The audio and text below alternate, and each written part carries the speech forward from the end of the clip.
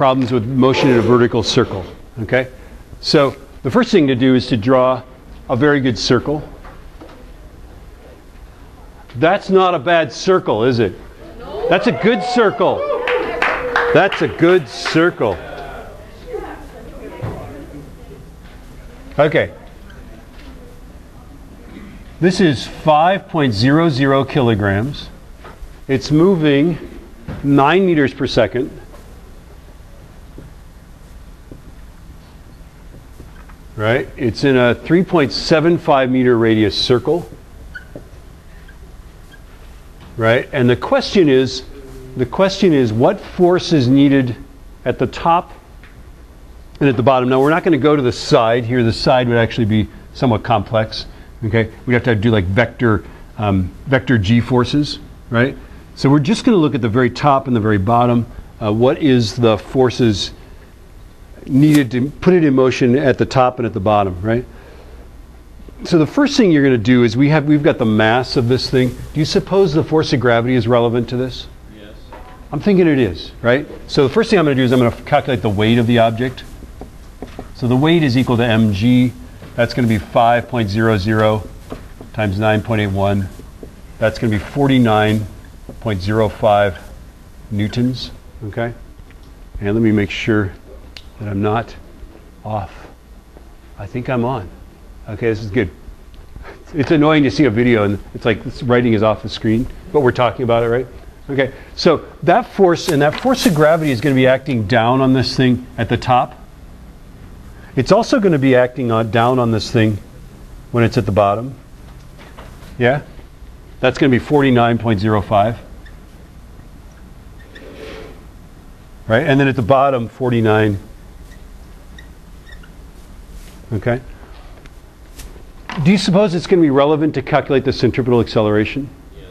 Yeah, you really can't calculate force without knowing the acceleration, right? So the second thing I'm going to do is I'm going to find the acceleration. So A is v squared over r, right? So that equals 9 squared divided by 3.75.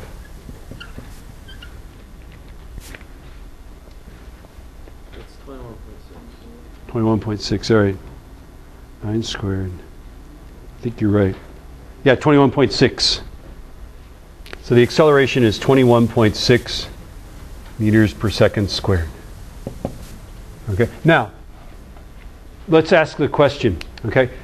Is at the top, are we going to have to pull this thing down or hold it up? Pull it down. Why are you saying pull it down? Because for free, things can accelerate downward. How fast? 9.81, but this thing has to, at the top, accelerate downward at 21.6, correct? So this is the case of the centripetal acceleration is bigger than a gravity, so therefore we have to pull the thing down. To make something accelerate down faster than 9.81, you have to actually push it down, right? Now this is weird because we've got the velocity is actually that way, so it's hard to wrap your mind around the concept that at this instant you're actually accelerating down, and in this case you're accelerating down faster than you could fall, 21.6 meters per second squared. Right? A screaming eagle does that to you at Oaks Park. You actually accelerate down a lot faster than you could fall on that ride, which is sort of the scary thing about it, right? So what that means is that the cell phone in your pocket, gravity keeps your cell phone in the pocket normally, right? But that thing spins you down so fast that if you dropped a rock next to you, the rock would go up in your frame of reference, right? You go down so fast. Cell phones come out of pockets, right? Yeah. No, I don't think so much with a rock, you know. They might not like that. Okay. So anyway, we know that the force at the top. Guys, hello. Come back. Yeah, there we go. Okay, so we know at the top, right, the force is going to be a downward force. At the bottom, it's always an upward force. It's always an upward force. At the top, though, if this acceleration is less than 9.81, you actually have to prop it up. A string isn't going to work. It has to be like on the end of a stick or something like that, right? So if it's less than 9.81, we have to exert an upward force.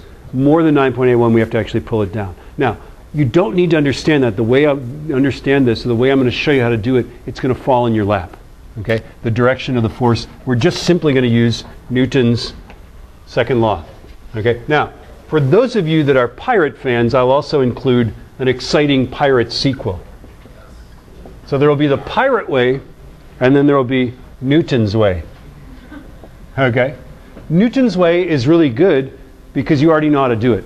Okay? At the top, the forces acting on this thing are, well, there's two of them, right? This is just a mass on a string problem, but a weird one. Okay? There's the weight, which is down. Then there's the tension, and we're going to coyly pretend that we don't know that the tension is downward, because that's always the best way. We're going to coyly pretend that we just don't know which direction it is. It's an unknown force, right? Okay? And in fact, I'm just going to call it F. Because maybe it's not a string or something like that. I'm just going to call the whatever that other force is F. And I'm drawing an arrow up and down because I don't know really which way it is, right? And then at the bottom, of course, we kind of know that the force is going to be up, right? So at the top, our two forces are unknown force minus weight, which is 49.05. And that's where we miss some of you on the test, right? It's like, gravity? Ah, what's gravity? It's more of a guideline, right? Okay, and then 5.00. And then here's the only tricky part. When you are at the top of the circle, which way is the center? Down. So the centripetal acceleration is therefore down, because centripetal means toward the center. Yes? Okay, so when you're at the top, the acceleration is negative 21.6. And it's negative because you're accelerating down. And you're accelerating down because it's toward the center. Yeah? And we went over why that is and everything last time. Okay? This is easy, right? This is just a mass on a string. The only weird thing about it is that we never solved an elevator problem where we actually had to pull the elevator down. That'd be a fun elevator to ride, right? It's like, woo! Fast elevator. You'd stand on the ceiling of those types of elevators. Yes, sir? Yeah, at the bottom we're going to make it positive, right? Okay, so now all we have to do is solve this, right? So it's this times this, and I'm going to add that on. 5 times.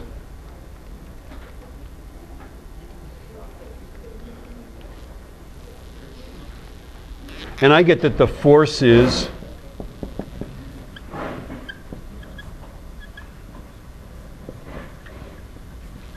it's a downward force. It falls in our lap. There's no other solution but that it's negative, assuming that we get everything else right. Okay? So we guessed that it was negative, but we didn't even need to guess. It just is negative. It comes out negative. Newton's law is the very best way to solve these. Okay? Because if the force is upward, it'll end up being positive. If it's downward, it'll end up being negative. Okay? Now at the bottom, we have exactly the same two forces, only the tension in the string is different. Right? So that's a different F from this one.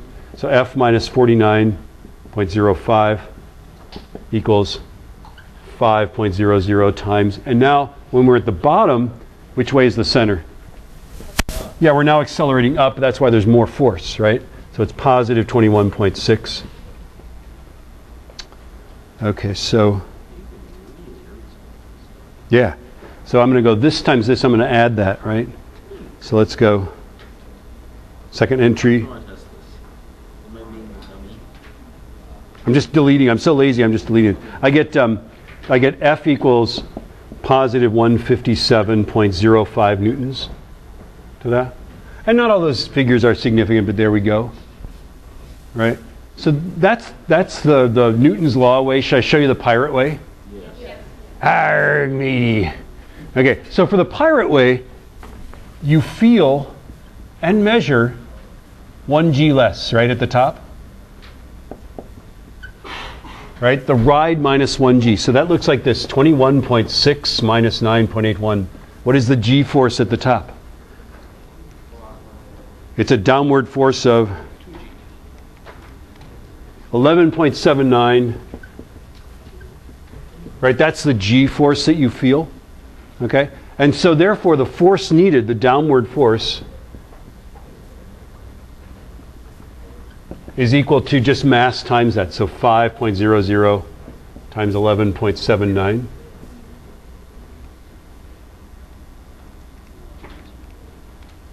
$58.95.